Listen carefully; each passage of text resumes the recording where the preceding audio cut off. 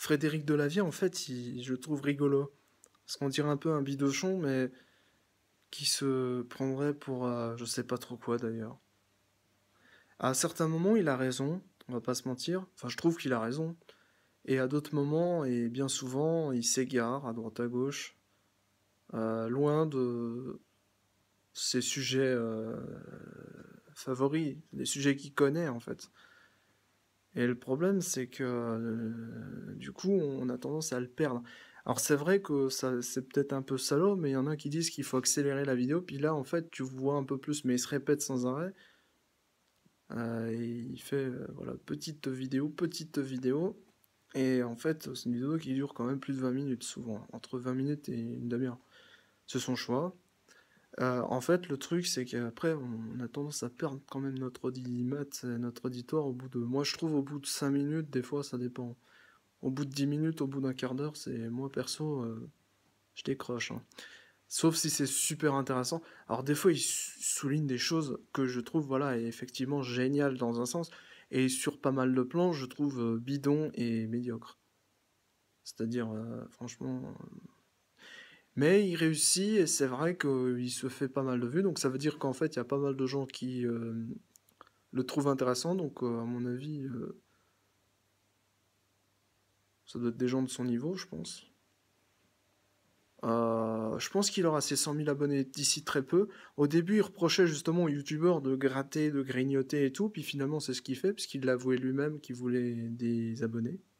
Il voulait franchir la barre des 100 000 abonnés, ce qui est, je vais pas dire totalement inutile, mais au niveau de YouTube, à partir du moment où tu as fait 1000 abonnés, puis 10 000, c'est les deux paliers que tu as franchis, c'est fini, quoi. YouTube te considère comme un king, un dieu, quoi. Donc ça sert à rien de se précipiter.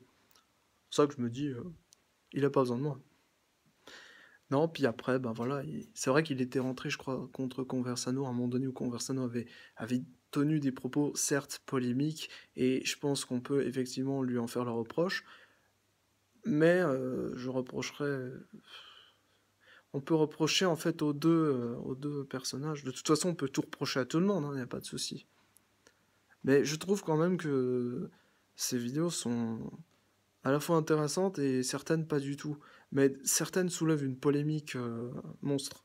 Et c'est en ça que ça peut être intéressant. Moi, je pense, en fait, sincèrement, je lui souhaite d'avoir 100 000 abonnés, puisque quand il sera dans les hautes sphères du système, de YouTube, enfin, les gens se sentiront obligés de se confronter à lui, que ce soit les autres youtubeurs, les autres grands de YouTube, de Google, et même au final, s'il se fait interviewer un jour, ça va pas être un cadeau à mon avis.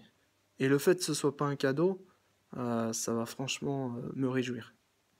J'aime beaucoup bon, la polémique, mais surtout voir quelqu'un franchir toutes ces étapes, tous ces paliers alors qu'en fait, à la base, c'était quand même quelqu'un de l'anti-système, on va dire, à la base. Mais je pense que de moins en moins, et puis je pense surtout qu'il est tellement, il est tellement perché, quoi, il va finir par s'envoler, quoi. C'est clair et net. Tant mieux pour lui, tant pis, je sais pas. Mais je trouve ça intéressant d'en parler parce que j'ai envie de dire, c'est un sujet d'étude, hein, comme on va dire pas mal de gens, mais là, franchement,